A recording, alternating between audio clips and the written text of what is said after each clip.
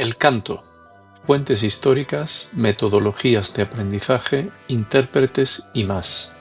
Un podcast semanal de Miguel Bernal Menéndez. Buenas tardes o buenos días, depende de cuando escuchéis este podcast. Bienvenidos al capítulo número 9 de mi podcast El canto, fuentes históricas, metodologías de aprendizaje, intérpretes y más. Un podcast semanal de Miguel Bernal Menéndez. En el podcast de hoy quería repasar la figura de un autor italiano que se llama Gabriele Fantoni, que nació en Vicenza el 16 de febrero de 1833, hijo de Vincenzo, que fue un comerciante, y de una noble genovesa Moretti, y que realizó sus primeros estudios en el seminario local, y que, aparte de sus estudios de abogacía, derecho, notaría, también fue estudiante de música y especialmente el canto. Además tocaba la flauta y el violín, y dicen las fuentes, sobre todo Treccani, la enciclopedia italiana, que poseía una buena voz tenoril, estudiando con el maestro Canetti en Vicenza y luego perfeccionándose en Milán. Tuvo diferentes obras relacionadas con la historia de los mártires italianos, todas las vicisitudes de la historia italiana alrededor del siglo XIX y anterior, y fue un autor que publicó diferentes escritos en la prensa de la época, pero lo que nos interesa a nosotros es su Historia Universal del Canto, publicada en el año 1873 en Milán para el editor Natale Battezzati. Es muy interesante porque muchas veces cuando los cantantes o los profesores estudiamos las fuentes históricas, muchas veces esta obra queda en el olvido, aunque hay que tener en cuenta que solo, lógicamente, llega hasta el año 1873. Pero es interesante porque son dos volúmenes bastante amplios que se pueden encontrar online, está fuera de derechos, están libres de derechos, y se puede encontrar en la biblioteca de Google Books online, y se puede incluso bajar. Pero es interesante y quería en este podcast de hoy hacer un pequeño recorrido sobre la estructura de la obra de Gabriele Fantoni. En los dos volúmenes tiene el primer volumen justamente está dedicado a todo lo que él considera la parte antigua del canto.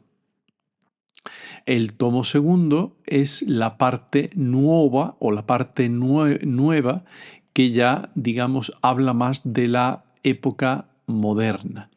En el primer volumen habla de los orígenes, los primeros compositores y los elementos del canto, los temas de la fisiología vocal antigua, el organismo, lo que fue, lo que significó para el canto y para los artistas de la época el artificio de la castración, la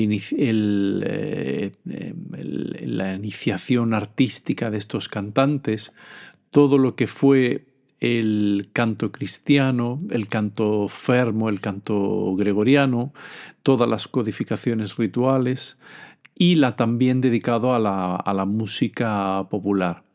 Habla luego de la invención espontánea, de las arias, la filosofía del canto, luego de la primera reforma en Alemania y en la Galia, y las escuelas que conservaron este canto antiguo de los primeros compositores del canto plano. Luego sigue con el canto romántico de la Edad Media, la época de las cruzadas,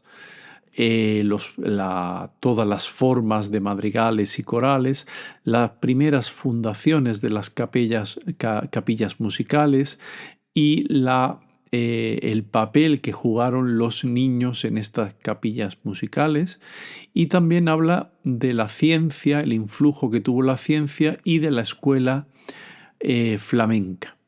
Luego sigue con los cantores nómadas, la influencia extranjera, los maestros cantores alemanes, las corporaciones de los trovadores y el canto, los trovadores en la corte y todo lo que supone el movimiento lírico de los trovadores. A continuación habla de la creación del drama lírico en Italia, los compositores reformistas de Florencia, de Venecia, de Roma, los cancioneros y las academias. Sigue Fantoni dedicando su obra a las escuelas que se establecieron y las capillas, la fundación de los primeros conservatorios, los oratorios, los abusos que se establecieron en cuanto a los cantantes y la nación de los cantantes, que por supuesto es Italia. Ya sabemos que, claro, como autor italiano, el punto de partida y lo más importante para este autor es Italia. Él hace un análisis de la melodía italiana y su desarrollo, los restauradores del canto eclesiástico y las escuelas formadas del canto dramático.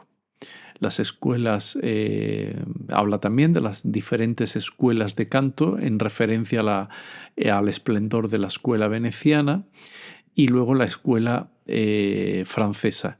Y habla del apostolado italiano al extranjero, es decir, aquellos cantantes, aquellos maestros que llevaban este estilo de la música italiana, de los cantores italianos al extranjero. Habla de la escuela napolitana y su desarrollo y hacia los precursores de un nuevo estilo que nace con la cantata napolitana en el siglo XVIII. Todavía en este primer volumen habla de Gregorio el Grande en el siglo XI, a Guido d'Arezzo en el siglo, todo el recorrido, quiero decir, de Gregorio, de Guido d'Arezzo hasta el diccionario de Rousseau, que da cuenta de las escuelas teóricas de su tiempo.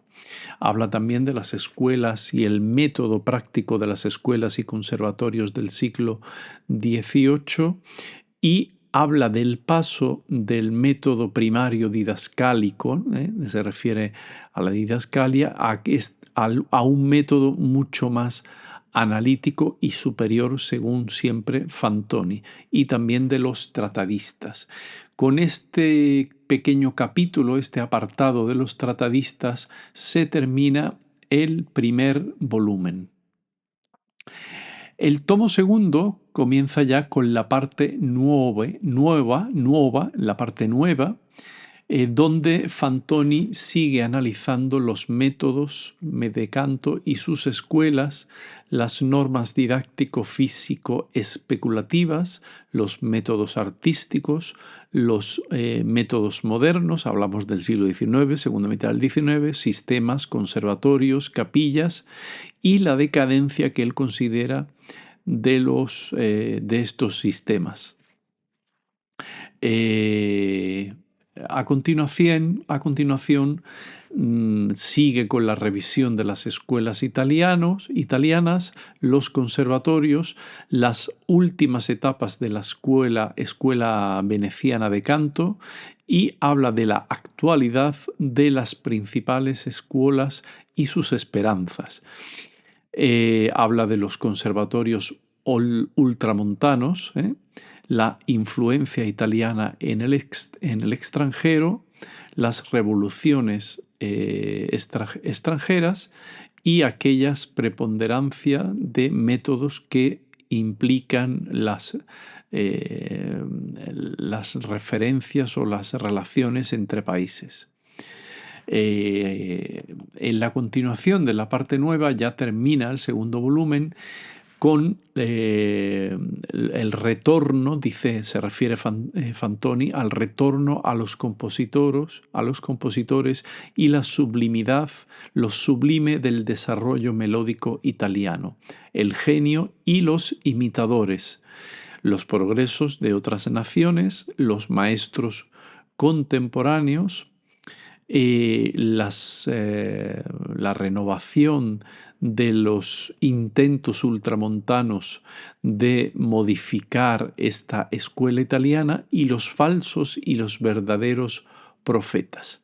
Luego hace un repaso a las principales escuelas corales y a las sociedades y masas corales modernas y termina este interesantísimo segundo volumen con los cantantes del fin de este siglo, hablamos de 1873, las influencias, los artistas contemporáneos, las glorias efímeras y un repaso a lo que él piensa que será el futuro. Pues bien, esto es todo el repaso que hace Fantoni de estos dos tratados, y yo quería insistir un momentito, ¿no?, de manera muy breve en la parte segunda, en el volumen segundo del Fantoni. Él hace un paralelismo entre lo que significa para él la escuela italiana de canto y la escuela gallo-germánica, es decir, franco-germánica, todo aquello que él denomina ultramontano. En cuanto a la escuela italiana, él habla con una serie de características. Para él, la escuela italiana es la inspiración. Para la escuela francesa germánica, esa inspiración es cálculo. Para la escuela italiana, Fantoni habla del genio. Sin embargo, para la escuela franco-germana es el ingenio. Para la escuela italiana, la característica que él define es la melodía. Sin embargo, para la franco-germánica es la armonía. La escuela italiana es el idealismo. Sin embargo, la escuela franco-germánica es el realismo. Para la escuela italiana, sigue Fantoni, se define como espontánea e improvisatoria. Sin embargo, la escuela franco-germánica es el estudio. Para los italianos es la expresión. Para la escuela franco-germánica, el efecto. Para los italianos, de nuevo, es la tradición. Sin embargo, para los francos germánicos, la invocación. Para la escuela italiana, la simplicidad. Estoy traduciendo directamente del italiano y a veces se me va alguna palabra, perdonar. La simplicidad para la escuela italiana, para la escuela franco-germánica, la complicación. Para los italianos, la claridad y la rotundidad de la forma. Sin embargo, para la escuela franco-germánica, el ruido y la deformidad. Para la escuela italiana, el ritmo preciso y, sin embargo, para la escuela franco-germánica, el ritmo incierto, vacilante, alterado y controvertido. Como veis, es una daga directamente al corazón del estilo, el estilo ultramontano, ¿no?, más allá de Italia, ¿no? Incierto, vacilante, alterado y controvertido. Para la escuela italiana, la modulación correcta y natural. Para la escuela germánica y francesa, la desnaturalización de las leyes naturales de la tonalidad y la modulación. Toma ya. No sabemos si está refiriéndose a todo este movimiento wagneriano, pero podía ser que las influencias wagnerianas acabaran con esa modulación correcta y natural de la que habla Fantoni. Ahora sigue con otra de las características que define Fantoni como importantes o fundamentales en la escuela italiana del canto. Imitación subjetiva, lo que significa decir, no trata de explicar un sentimiento determinado, sino que significa una imitación objetiva, un idealismo que engrandezca el recuerdo del objeto imitado y lo eleve a la misma altura que se elevan los sentimientos ideales, espiritualizando todo. Increíble, ¿eh? Toda esta frase larguísima. Sin embargo, para la escuela franco-germánica, este estilo es lo contrario, es una imitación objetiva, lo que quiere decir no trata de imitar el objeto material determinado, sino que hace una imitación subjetiva con servilismo, un racionalismo que recuerda demasiado la pura realidad de los sentimientos, materializando y humanizando todo. Es pura filosofía de lo que está hablando aquí Fantoni. De nuevo, otra de las características de la escuela italiana del canto, una dulce fusión de las voces y los instrumentos con un predominio absoluto de la parte vocal. Esto está claro, cualquiera que haya escuchado Donizetti, Bellini, Verdi, el primer Verdi también diría yo, ¿no? Verdi todavía, daos cuenta, esto estamos hablando de 1873, Verdi estrena su Aída en el Cairo en 1871, le quedaba mucho que escribir, importantísimo a Verdi, donde hay un cambio de paradigma instrumental y vocal en sus óperas. Como dice Fantoni, una dulce fusión de las voces y los instrumentos con el predominio absoluto de la parte vocal. Ahora él pasa en la otra columna a lo que sería la música germana y francesa.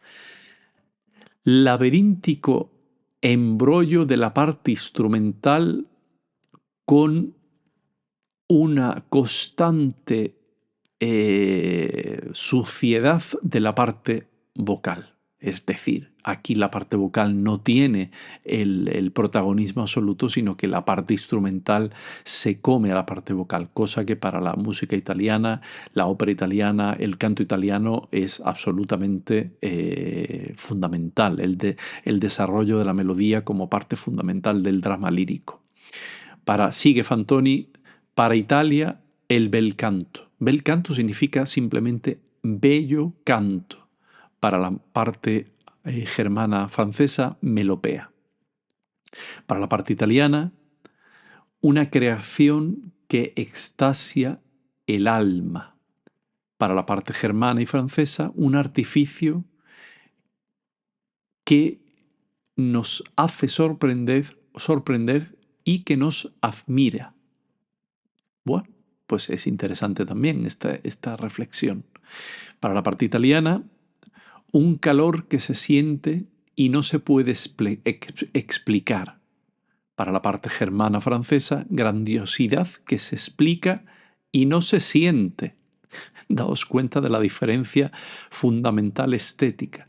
En Italia es importante ese afecto, ese calor que se siente y que no se puede explicar en base a qué. Es algo que se siente. Sin embargo, la grandiosidad que se explica y no se siente en la música germana francesa. Y por último, como última característica de la ópera italiana, de la música italiana vocal, situaciones escénicas engrandecidas por la música. Y en la música germana francesa, música engrandecida de las situaciones escénicas. O sea, la música no tiene mucho valor si no fuera por todo el aparato escénico que lleva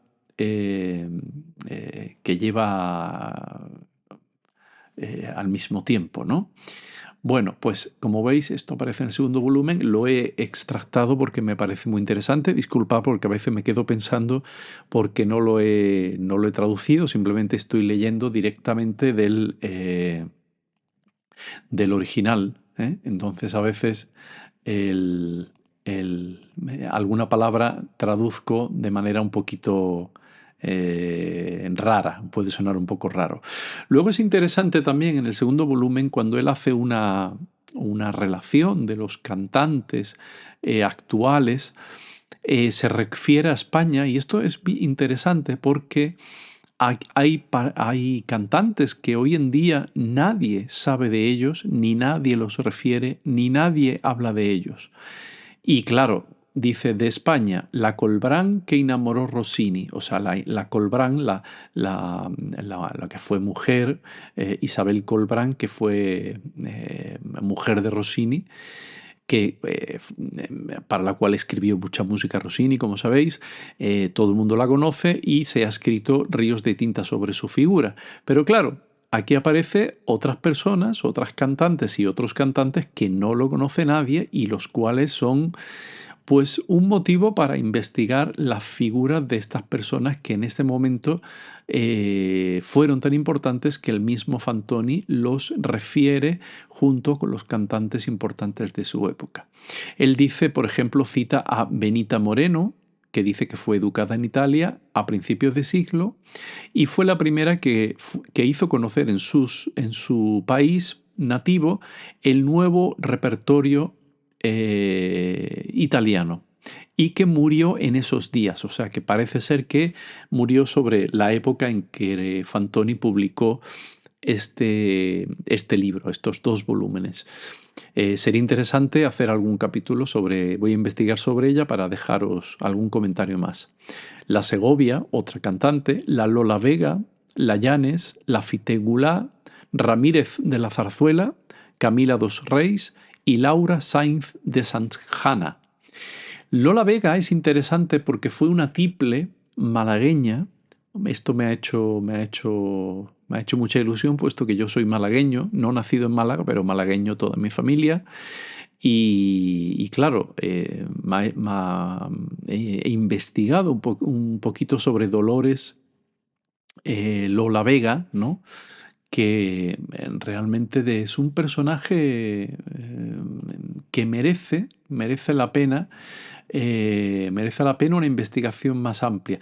En realidad su nombre era Dolores Ramos de la Vega y fue una tiple, una cantante, escritora, dramaturga, artista en general, que después de la Guerra Civil Española desapareció. Parece ser que volvió a aparecer en los escenarios hacia el año 1950, pero no se tiene más noticias de ella, pero publicó obras de teatro, publicó zarzuelas, los libros, el libreto de la zarzuela, también escribió, tuvo colaboraciones con Rafael Calleja y con los actores y músicos de su época. Sería muy interesante una investigación más amplia. En cuanto a los tenores, cita Fantoni, Carrión, Manuel Carrión, Padilla, Mendioroz, Fernández, Marín, Federico Blasco y Aramburo. Aramburo es Aramburu, entiendo, que es quizá de estos tenores del 19 el único que por lo menos yo conocía. Así que tengo ahí material para investigar sobre la vida de estos cantantes.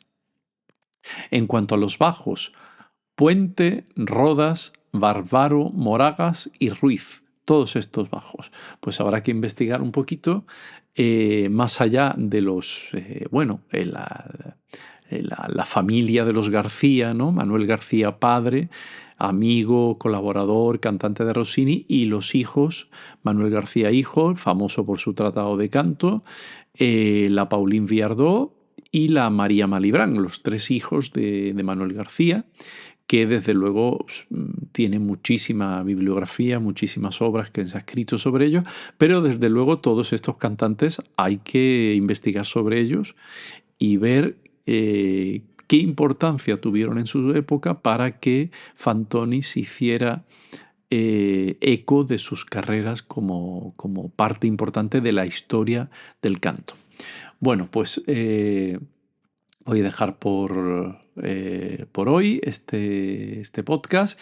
Espero que os haya interesado, que os sirva para investigar. Ya sabéis que tenéis en Internet, en Google Books, está disponible los 2 volúmenes en la versión original de 1873. Luego hay versiones más modernas. No está traducido al castellano, está en italiano, pero se lee muy bien y hoy en día se pueden encontrar versiones de texto que se pueden traducir con diferentes aplicaciones si alguien no domina el italiano. y desde luego forma parte de la bibliografía esencial para cualquier cantante, maestro, investigador sobre el canto, las técnicas vocales y la historiografía, la historia de la tratadística histórica del canto. Es algo fundamental. Ya hablaremos de obras modernas que hablan también de la historia del canto, concretamente de John Potter, por ejemplo, un autor actual, profesor de la universidad, cantante muy reconocido de música antigua y que a mí me interesa mucho todo lo que escribe. Pero esto lo dejaremos para otro capítulo. Sin más, un saludo muy fuerte y nos vemos en el podcast Fuentes Históricas, Metodologías de Aprendizaje, Intérpretes y más. La próxima semana sin falta. Un saludo.